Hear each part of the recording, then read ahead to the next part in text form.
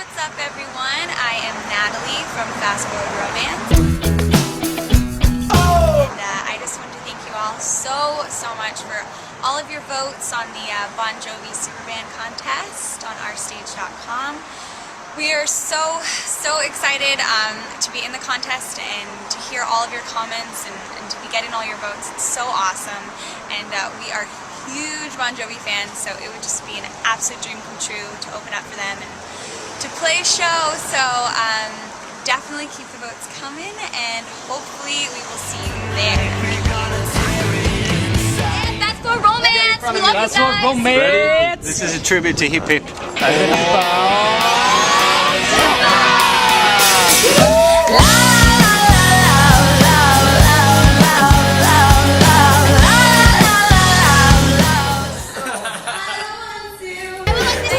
Becoming a fan of you guys on Facebook and then buying all your songs on They got nothing on you. Nothing on you, babe. Nothing on you. Nothing on you, babe. Nothing on you. So how did it go? Awesome. You having fun?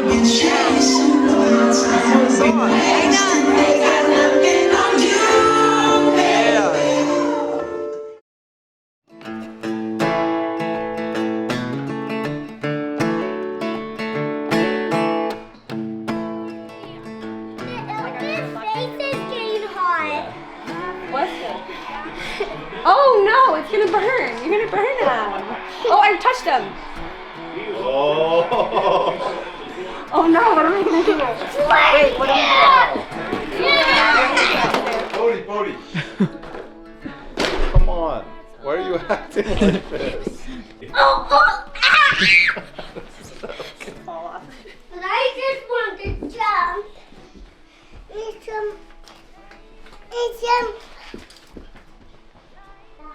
What are you doing? I've never seen her do this before, ever.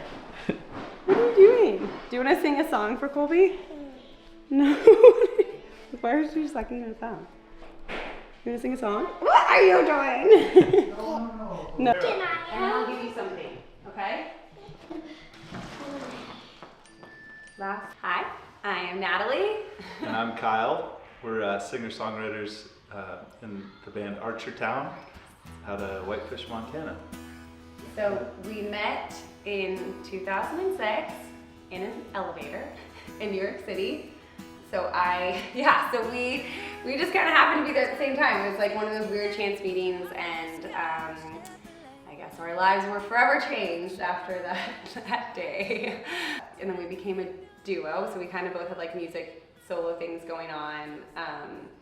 And then Kyle ended up taking a break from school, coming to New York. We signed a publishing deal with these producers and played our first show at the Bitter End in New York City together. I think we went by maybe, I don't even know, Kyle and Natalie. We've had like a million names, I'm not sure.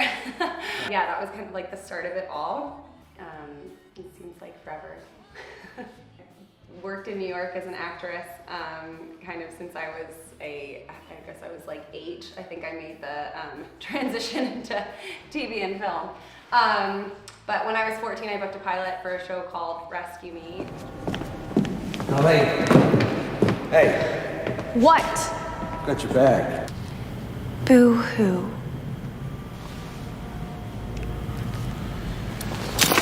Yeah, but I grew up acting and did that. So that was kind of a fun thing that I don't know, had going on in my life, I guess, when we met. And then when we later moved to California, I would travel back and forth like, I don't know, once a month or something. Yeah, so the first time we wrote, it was that summer in '06. I think the first song we ever wrote was called The Problem With Us. Yeah, which is not, I don't know.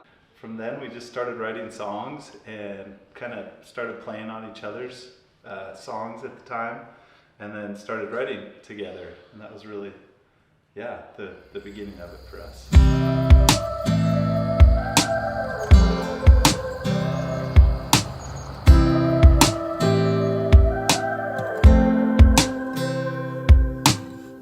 Hey, what's your name? Tell me what you drink, and I wanna have the same thing. Let's do what we're told, have a couple kids, buy an acre down the road.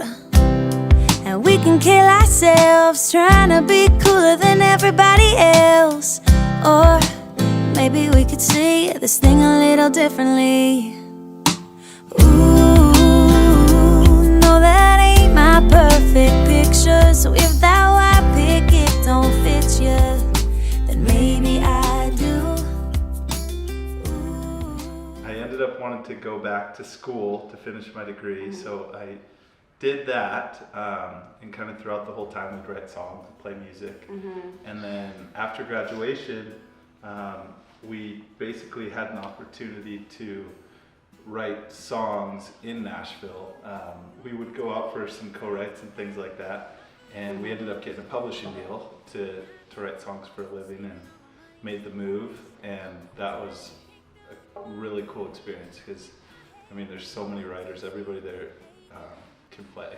Like, We've lived in, New York. We've lived in LA and all these other like kind of entertainment hubs. And in Nashville, everyone is so amazing when it comes to music and telling their stories. And I think that that's what we love so much about country music, and just because it's so much about storytelling. And I think it's just like really authentic. We always think like, gosh, if we just had like a little bit longer there, if our time wasn't cut so short, it's kind of cool to see all the people that we were like kind of starting out with all the things that they're doing now. It's been really cool. So we moved to Nashville, I think it was in January of 2013, I want to say, right? And then later that year, in August, we got married here in Montana. And then went back to Nashville, and we were busy. We were writing every day, and kind of doing what we really loved, and kind of working towards what we had always wanted to be doing on a daily basis and as our career. And in that kind of, I guess, shortly after the new year, I don't know, I started feeling like a little off, and then March rolled around. I had a really bad cold that I couldn't get rid of, and some other like weird symptoms.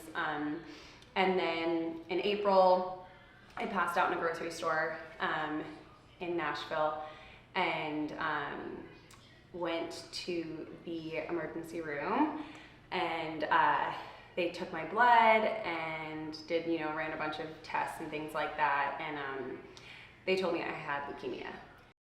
2, 3, 4.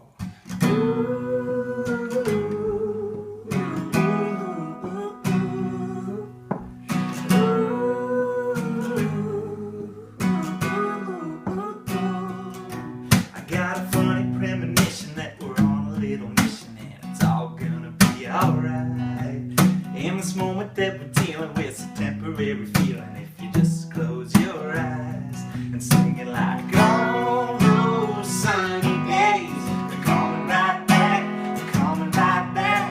All those sunny days, they're coming right back again. So if you worry about the weather coming, baby, don't you sweat it, 'cause it's all gonna change. And this positivity I'm feeling between you and me has got me washing.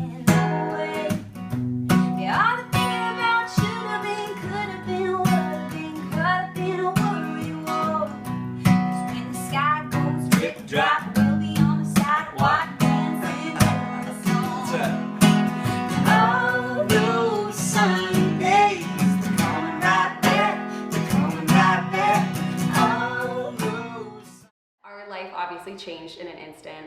Music, I think, it had been something that we'd worked towards, because we loved, and still love, our entire lives. But in that moment, it was like, okay, like, what is even the purpose of anything anymore? So I went through my treatment in Nashville, for about 6 months. We spent our first wedding anniversary in the hospital.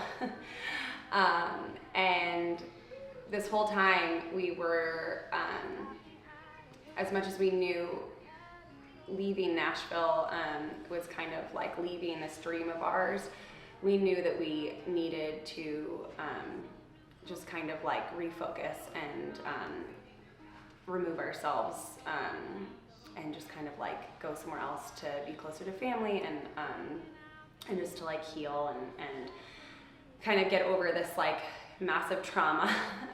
It kind of like, you know, took us away from music, but then it also, which I think is interesting, because I think sometimes people say like, oh, I'm gonna, you know, I just am gonna like write songs about this horrible thing that happened to me, but I don't know why. It's like the wound just felt too like fresh or deep or something. Like it was hard to like express emotion in a song about it. And it was really not until we found out that we were expecting our son that we were super inspired to start writing again. And I think that was probably had a lot to do with the fact that when I was sick, the doctors told me that we probably would not be able to have children, or, you know, there was a huge chance we wouldn't be able to because of my intense chemotherapy treatment. So I think that was like this weird, amazing, like inspirational moment in our lives when we knew he was on the way.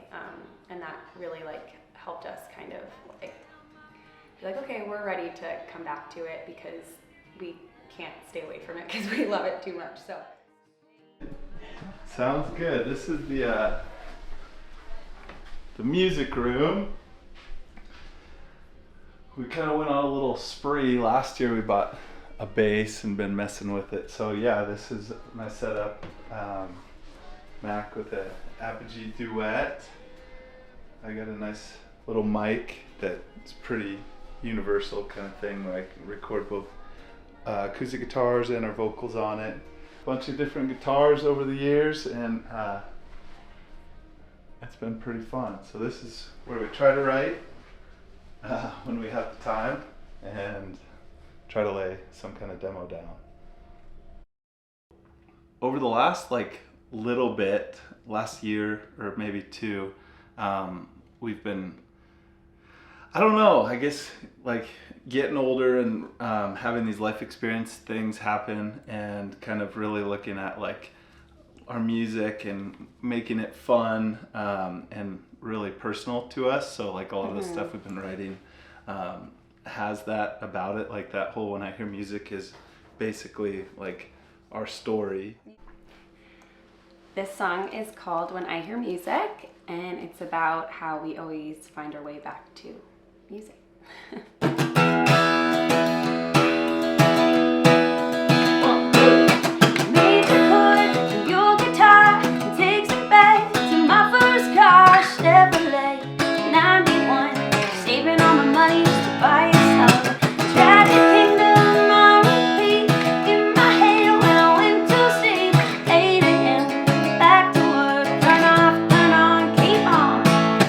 Everybody's telling me to be someone, but I don't